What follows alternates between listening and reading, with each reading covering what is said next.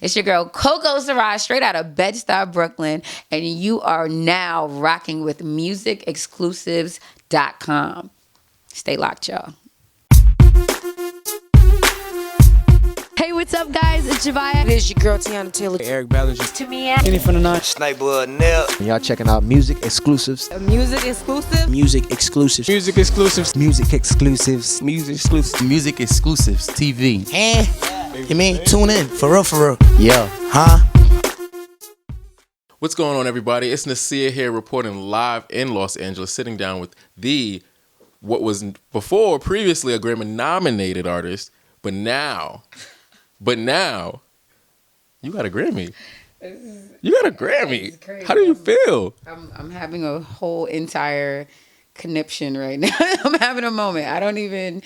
It just happened like maybe 2 hours ago, if that. So it's the happiest, saddest day for me right now because waking up to the Kobe news, and he's the epitome of earning your sleep right now. Having that thing is really affecting the way I feel, because it's tragic. It's really fucked up. And like I said on Instagram, he's our black superhero. He's one of them. Yeah. Like literally, like we watched him fly, and then a couple hours later, I'm doing my makeup, getting ready for this interview. And, I got a message. It was like, congratulations, And then on the way here, because I'm at the studio now, I came right to the studio. On the way here,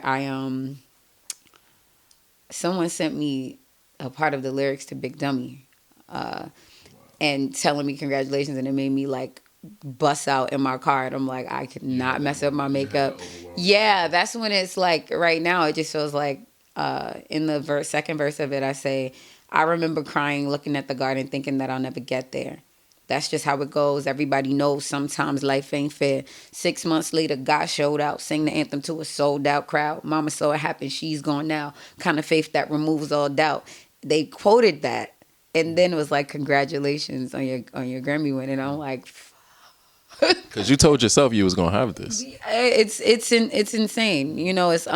It's something that you work for, and I think another thing that I was talking to my best friend about on the way here too. I was like, it's bigger than like, oh, you don't let accolades define you, or you don't let these awards define you. It's not even just about definition. It is very hard for artists or people that don't do things that have like benchmarks to see success, to feel it, even if you are successful to everyone else, to feel these levels of success. It's like, so if you're successful, it used to be a blueprint, like you got a house, you got a car, you got a family. If you're successful, it's like 2-year degree, 4-year degree, master's, doctorates, whatever. Yeah. Like with music or with anything that is not structured in that way, it's very hard to view your successes, and it's hard. You're focused on what you don't have. So for me, this is a milestone. It's a milestone, and I'm just grateful. I'm grateful to be here in this moment, to be present in this time in my life, to be a part of something so great, to have learned so much. Like I have gained so much from moving here, and I've gained so much from being born in New York and cultivating my gift there and then bringing it here. How has that mantra, how has that like way of thinking shaped how you move and function as an artist? Oh man, in my life, that I earn your sleep. Like I tell people, it doesn't mean don't go to sleep, because that's not healthy. It means do something every day so that you feel like you earn the right to lay down. If you go to sleep at night, you're like, yeah, after a while, if I don't do something after a certain amount of time, I start feeling antsy. I start feeling like, fuck, I ain't do shit. What's your song? I start feeling like I have these goals, I have these dreams, and you should be doing something towards your goals every day. Earning my sleep for me means like really like researching my craft. It means being a sponge. Like when I get in here, like I'm the baby, and I'm one of the only girls like here and that works with Aftermath, right? And what happens is I'm around these giants, in my opinion. I call them giants, and these creatives, these people that and you watch all of them. They've all cultivated their craft, and they're still doing it, from like young to old, still doing it, still learning, still up on the new stuff. Like, all right, what's this new plugin like, and sharing it with each other, like, oh, like what's happening. So for me as a performer, as a singer, as a songwriter, I as an artist, I was already doing that in New York. So it helped me that I was already a person that was hell bent on trying to get better, trying to expand, not better than someone else, but being my best self. And coming here has made it like magnified even more. Like, I'm so excited about this album because I've been able to apply everything I am, and in some ways apply just what I've learned by just being in the room, by watching, by working. Yeah, like just by being present and being committed to like, oh, let me try this. Let me try that. I want to do opera on it. Let me try it. Being And inquisitive. yeah, not inquisitive. Like even not just that, like being open, being free. Like being free to be like, I'm gonna try anything, I'm gonna try everything, and if it doesn't work, it's not hot. I move on to the next. Not being so sensitive about it, because our songs are our babies. But if I just made 20 this week, you get what I mean? I learned from each record. I learned from each thing. I learned like, I don't like this. I like that. Oh, my voice sounds good here. I'm going to approach a song like this. I'm going to rap here now. I started rapping here in that room. You get what I mean? That little flow you just did just now was here, started here. The early remnants of that. I was rapping in New York, but I never rapped on the track until I was on the Anderson.Paak project. And that was Dr. Dre that was like, yo, you spit it. Me writing it, you spit it. What was that moment like? Like, what did you feel in that moment as you, can I do this? Nah. Should I do I this? was like, all right. Like, this is the thing. This is what I'm talking about, freedom. It was like, yeah, I was like, oh, I hear this, da da da. He was like, well, get on the mic. I was like, all right. That's the way that it, there's no room for that here. You better like, you just go. And it's like, I've been doing that in New York, but I had just never did it on a record. And now that seeped into other parts of my artistry as a form of expression. I do poetry, but I would never do it on tracks. I would be in the ciphers in New York City is what trained me. You know what I mean? Being the only singer in the cipher. So like, now I get to add that and cultivate that into all of my art. But what I'm saying is I'm creating from a place of freedom, and from a place of like being a sponge and being open to learning as much as I can while I'm here. Not walking in with any ego, not leading with ego. That's a big thing that Dre always says, and he talks to us about not leading with ego, and he doesn't, and we don't. So when I walk into a room, I'm like, what can I learn or what can I add? Not like, what am I I'm gonna take? What can I learn? What can I add? And that's how these things happen. Like, I'm just honored. So I want to talk about Big Dummy. Yeah. Because I was on my way here and I'm listening to the song and I watched the visuals for, is it Coffee in the Morning? Yeah. Like, where did you come from? You are special. Man. Like, special. And I'm saying, when I say that because there's rarely an artist that I'm just finding out about and they can make me interested, want to research, want to know more, not just about the sound, but like, you are a talent. The visuals for the Coffee in the Morning were like, there's so many things you're tapping into. There's so many things you're giving your audience. I'm just like, that's so powerful. So I want you to know that, one, that is powerful. What you are doing is powerful. Now, Big Dummy, how did that come about, and where did you, want that track to land in terms of your end scheme? Oh man, well, it's the second song off the project. So Coffee in the Morning was very specific. I'll talk about that to get into this if that's Coffee in the Morning. I am being intentional about my art. At this point, this is technically my fourth album, but it feels like my first one, right? And I am being intentional about my art, about what I want to say, how I want to say it, the things that are not the things that I'm just not with, and I'm just not even gonna fake sing about, and the things that I just want, people to feel good about or not feel alone about. So Coffee in the Morning was made because of a little dark-skinned girl in my class being teased for being dark-skinned, and it was an a cappella record at first. I did it a couple years ago, actually. And then last year, like March, my boy Rick Hertz sent me, he finally did a beat around it that I liked. Okay. And I was like, oh, this is perfect. I got on FaceTime with him and my boy Aaron, who's a part of my band in New York City. I'm on FaceTime from a boat, talking to them. Right.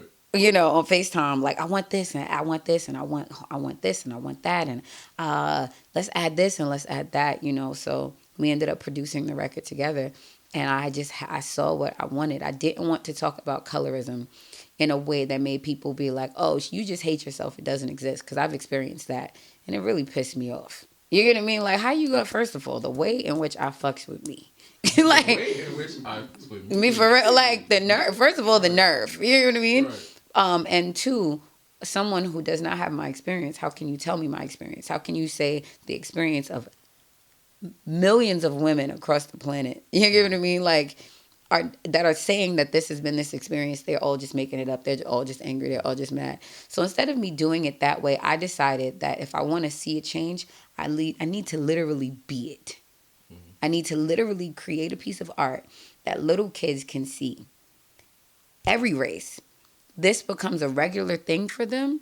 And then that other shit that's happening will begin to disappear because this is regular. This was about, it was about like the table scene was, I literally named it when I was writing this treatment, fuck a seat at the table. The scene with all the women, I named it the goddess scene. And I was very specific when I found this locations, when I styled people in the video. I was on it. Thank you. It was very intentional. My friend and choreographer Kai Martinez was creative director, you know, and when I told Ironic who shot it, I said, listen, I want everything to look like a picture. A picture. I wanted the guys, I wanted them to be represented in every shape, form, color, you know, these beautiful shades of blackness that are just beautiful pictures, and I'm so happy with the way that it came out. I'm annoying. Yeah, me too. Yeah, I'm annoying. I'm a stickler. I gave a lot of people hell, but I'm grateful, and I'm grateful that people are receiving it in the way that I intentionally wanted them to have it. So the first one was, you know, all about that blackness, you know, honestly. This second one, Big Dummy, is about everyone with a dream. I don't care where you're from, what you do. Like, it's people don't understand what it's like to be at the top social media wise, and you sitting there like, this is great, I'm grateful for this accolade. I'm hungry though. You get what I mean? Not even just that. I mean, you could physically, literally be like, I spent all of my money on doing I'm not signed. You know what I mean? I'm an independent artist. I spent all of my money on that Coffee in the Morning music video at the time. And then when it came time to put it out, I spent mad money going back and forth to New York to do shows. All of that stuff was me investing my time into it. I remember people was like, oh, the budget came through. Actually, no. This is the same Coco that did Raining in My Room music video without a budget. And this is the same Coco that did Wait a Minute music video without a label budget. You're going to be not saying I would love that, but saying that's not there right now. So if I can do that and see my vision through and just really, really work hard on this, then everyone else can too, you know? So for Big Dummy, it's really a thing where I was like out here chasing a dream that don't pay right away. It takes time. If I write songs, you know how much time it takes for that moment of you writing it to it making the album, to it actually starting to get royalties or whatever from publishing. It's not a game, you know? And in the meantime, rent still due on the first. Food still gotta be eaten. If you got a car, you got insurance. And if you got a car note, you gotta pay for gas. You gotta pay for registry. I mean, your nails, you know, you don't want to look cute. You want to... Like, you gotta obtain stuff, because if you don't look like the artist, the people ain't even gonna respect you when you walk in the room. Like, it's so much to do. But at the same time, when I say I would do this shit for no money, that means like I really am passionate about what I do, and I'm passionate about other artists, and I'm passionate about people following dreams, and I just wanted to make an anthem that I needed to hear. So I was worried about dropping this song because I don't hear how it fits in any playlist with songs that are out now. None of the music for this new album sounds like anything that's out now. But it's honest, and I was just like, fuck it. I gotta give you what I feel like I need to give you. I can give you all the other stuff too, but that's not where I'm at right now. And I'm into bass lines, and I'm into, you know, certain things that I really want, and sonically how I want it to feel, and just word wise, just saying what I feel and singing it the way I always sing it. It's like I've had people be like, you sing too hard. I'm like, that's just how I sing. Who are you to tell me I sing too anything? What if I told you sing too soft? I'm just doing what I'm doing, and the audience is going to find me. The audience for it is going to find me. So I'm so overwhelmed by the response of people that are like, yo, I felt that. I needed that. People that don't know me, people that do know me, because that means it's a good song, and it's beyond that's my friend. And I'm all I can say is I'm grateful, because that's it. There are a lot of things that I can't do sometimes, and people don't understand. They're like, oh, she be in Hollywood. I'm like, you don't understand, like, what I'm working on. Like, and I'm not talking about it until it's time because I'm tired of talking about. Don't nobody want to keep talking about it. Like, that's wasted energy. You know, it's a wasted energy. You know, so I'm just grateful that people are for it and rocking with it, and I'm just, you know, I'm excited about the visual. I'm excited about the visual because if it's gonna look like Coffee in the Morning, Oh, it's another love. This one's a movie. boy, This one's a movie, and it's honest. This is an honest process, and it's in a. I don't want to give too much away. I don't. all right, though. I mean, you don't got to give too much away in regards to that. But what are some things you can tell us about just what you're working on for this year? Because I know for myself, I'm going back to New York and I'm screaming Cocoa Sarai. So, but I want to let them know what is to come. Whether the album's dropping this year. The album is Y'all hear that, right? dropping. It's dropping this year. This year. Tell us something that you are the most excited about in regards to this next album. Woo! Oh my God. Or a couple of things, because it's right. The music, like man, I've learned so much, and I'm still learning. You know what I mean? Like, my big brothers at this point are people that people would die to be around and meet and see, and I get to send them stuff and get to hear them be like, nah, this is whack. Or like, yo, this is crazy, you know? And even have moments where I'm like, well, I like this. You know what I mean? You might not get it. You know how to whoop it or da-da-da-da-da. You know, I've had the time, man, and having Rick Hertz be a part of my team and Dina, I've gotten, you know, the people, the producers, them joints, Focus 3 Dots, Rick Hertz, Arab, Jones, LD, Sound Junkie from the Ratchet Gods. I feel like I'm missing people. Oh my God, Bluetooth. These are names that they're gonna understand later. Bluetooth, Briss. I feel like I'm missing something. I'm going down the line. Of the track. Oh my God, Symphony and Symphony and Dre Pinkney, who did Big Dummy. And it's been it's really, really, really, I think, my favorite project that I've done so far. And it was really hard for me to feel like I could ever top raining in my room in any way because my fans or supporters, I like to say, love that song so much. And it was hard for me to feel like, yo, Dag, what if the best of my creativity is behind me, you know? But I feel like I'm in the right direction, you know? I want to thank you for inviting us into this space, into your moment, because this is your moment. Today is your moment. Right now is your moment. I'm blessed to be a part of it. I want you to keep working. I want you to take your time and figure what that thing is. I got you. And I want y'all to look out for this project. Check out Coffee in the Morning. Check out Big Dummy. And just replay it a couple times. Put it on replay. Just let it loop. Just let it loop. Just until you can get this next project. But keep it locked here. It's Music Exclusives. Cocoa Sarai, Nasir Ellis. You know we play it first. Yeah.